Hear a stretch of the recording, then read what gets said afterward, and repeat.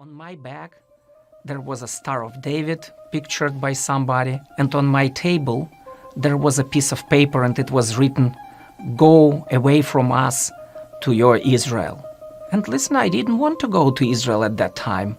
I was like a patriot of the Soviet Union. The kids in my class, they tried to beat me. So I was seriously fighting with them.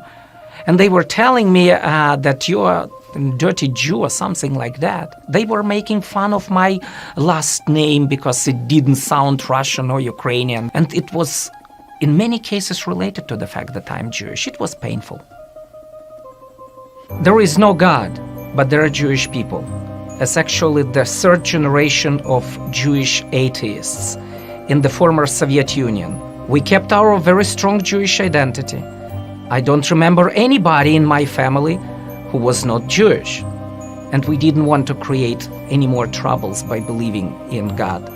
So, no God, but Jewish people. And as the former Soviet Union began to collapse, we experienced such a wonderful freedom suddenly to be proud of being Jewish. I learned about the Holocaust for the first time. Some of my relatives died in Babi Yar during the Holocaust in Kiev. I started learning Hebrew. I became very strong Zionist. I went to a synagogue, not to worship God though, but to have fellowship with other Jewish people. My Zionistic dream became true. I moved from Ukraine to Israel. As I arrived there, I was literally ready to kiss the land. But one day, I came to the Wailing Wall in the old city, Jerusalem. And I was standing there and it was a feeling, oh, I reached the destination. That's the highest moment of my life. I came to the wall and I touched it. And I instantly believed in God. It was like electricity struck me. A couple months later, I had to make a decision. I decided to ask God, and the only way I knew was to write a note with my question, to put in the Wailing Wall, for God to read it. In my note, I asked Him about the direction and guidance for my life. I promised that I will never complain about it. The very next day, He sent me back to Ukraine, and I was complaining like crazy. It was a foolish promise. I'm on my way back to Ukraine. And somebody gives me the New Testament in Russian, and it was my main language at that time. It's not for me. I'm Jewish. It's not a Jewish book, not at all.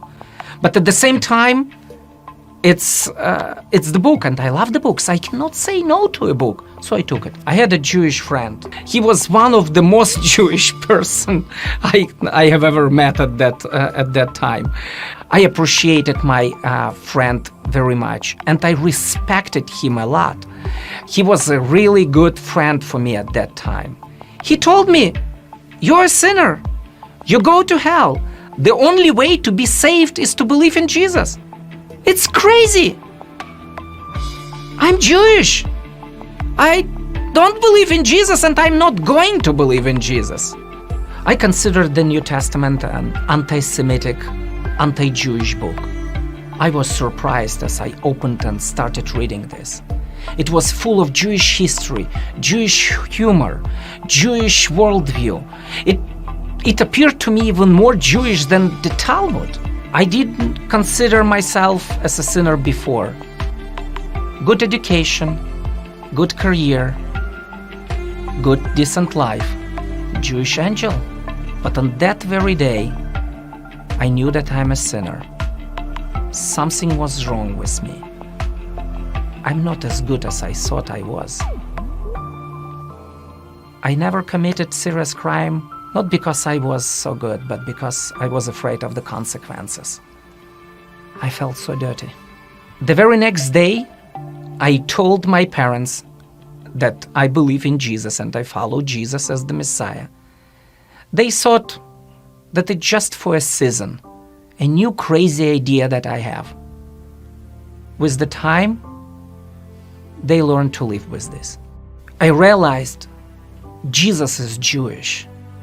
He is the King of the Jews. He is one of my own people. He is the ideal Jew. He is ideal Israel in a certain way. I became so proud and so happy to be Jewish because we have such a Messiah, such a king, such an example to follow. Now I know that I have personal relationship with the God of Israel. I talk to him. I know that I'm in his presence.